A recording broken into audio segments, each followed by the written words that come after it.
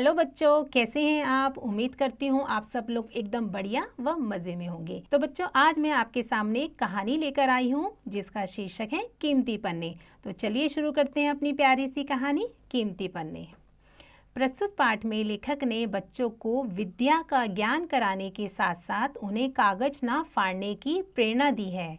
पाठ में लेखक का उद्देश्य बच्चों को सबकी मदद कर अपने घर की अनुपयोगी वस्तुओं को उपयोग में लाने की प्रेरणा देना है। तो चलिए बच्चों, देखते हैं क्या लिखा है हमारी कहानी में। एक लड़का था, उसका नाम नमन था। नमन अपने माता पिता और दादाजी के साथ रहता था। नमन का मन पढ़ाई में कम और खेलकूद में ज़्यादा लगता था। हर समय उछलने कूदने और शैतानी करने में उसे बहुत मज़ा आता था। कॉपी के पन्ने फाड़ना तो उसकी आदत थी। वह कॉपियों से पन्ने फाड़ फाड़ कर कूड़ेदान में फेंक देता था। कितना ही शरारती बच्चा है ये नमन। घर में सभी लोग उसकी इस आदत से परेशान थे। वे उसे समझाते कि कॉपी से पन्ने नहीं फाड़ने चाहिए। हमें भी समझाते हैं ना, उसी तरीके से नमन को भी समझाया जाता था कि कॉपी के पन्ने नहीं फाड़ने।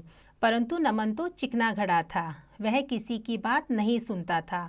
सभी सोच रहे थे कि नमन को कैसे समझाया जाए। एक दिन जब नमन स्कूल से घर आया तो उसने देखा कि दादाजी ने कूड़ेदान का कचरा अखबार में फैला रखा है। वे उस कचरे में से कुछ सामान बीन बीन कर अलग कर रहे थे। नमन चकित रह गया, मतलब वो हैरान रह गया कि ऐसा कौन करता है। उसके मन में कई प्रश्न आए। उसने दादाजी से पूछना चाहा परंतु ठिठक कर रुक गया। परंतु वो रुक गया थोड़ा सा, मतलब डर गया कि थोड़ा सा कंफ्यूज हो गया वो, और कौतूहल वंश में अलमारी के पीछे छिपकर देखने लगा।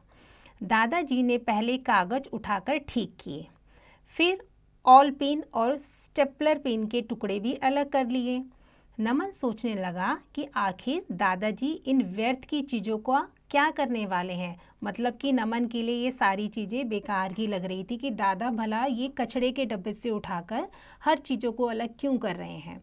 तभी माँ ने आवाज़ लगाई, नमन जल्दी से हाथ मुंह धो लो, खाना तैयार है। अच्छा माँ, कहकर नमन हाथ मुंह धोने चला गया। कुछ ही देर में दादाजी और नमन भोजन करने लगे। भोजन करके दादाजी अपने कमरे में चले गए, परंतु नमन की नज़र तो सिर्फ दादाजी पर थी। उसने जल्दी से भोजन किया और दादाजी के पीछे पीछे उनके कमरे में गया। वहाँ दादाजी पुरानी कॉपियों के फटे पुराने पन्नों को कैंची से काटकर सही आकार दे रहे थे। तभी नमन के मुंह से निकला, अरे वाह, यह तो नई कॉपी बन गई। दादाजी नमन की आवाज़ सुनकर मुस्कुराए और बोले, हाँ नमन बेटा, बची खुची चीज़ों को भी उपयोग में लाया जा सकता है।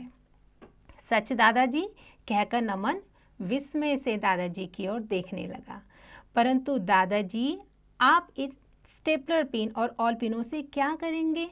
बेटा, ये स्टेपलर पिन और ऑल पिन कॉपी बनाने के काम आएगी।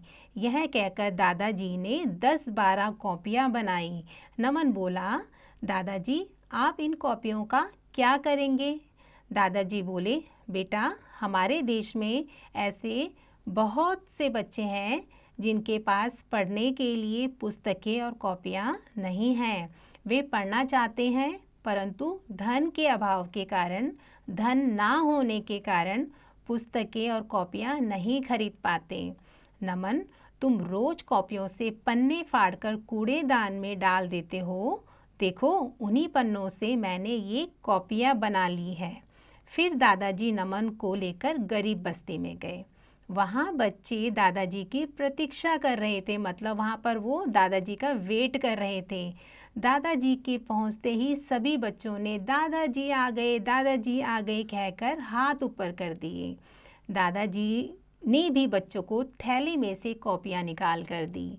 कॉपियाँ लेकर बच्चों की खुशी का ठिकाना ना रहा, मतलब वो बच्चे कॉपियाँ पाकर बहुत खुश हो गए। नमन अब अपनी गलती समझ चुका था। वह दादाजी से बोला, दादाजी मुझे क्षमा कर दीजिए, मैं आगे से ऐसी गलती नहीं करूँगा। अपनी पुरानी किताबें और कॉपियों भी संभाल कर रखूँगा जिससे इन बच्चों के काम आ सके। तो बच्चों देखा, नमन ने अपनी गलती मानी और अपने दादाजी से सबक लिया। तो बच्चों उम्मीद करती हूँ कि आप भी ऐसी गलती नहीं करते होंगे। कभी भी हमें अपनी कॉपियों को इस तरीके से नहीं फाड़ना चाहिए। तो बच्चों कैसी लगी आपको यह कहानी?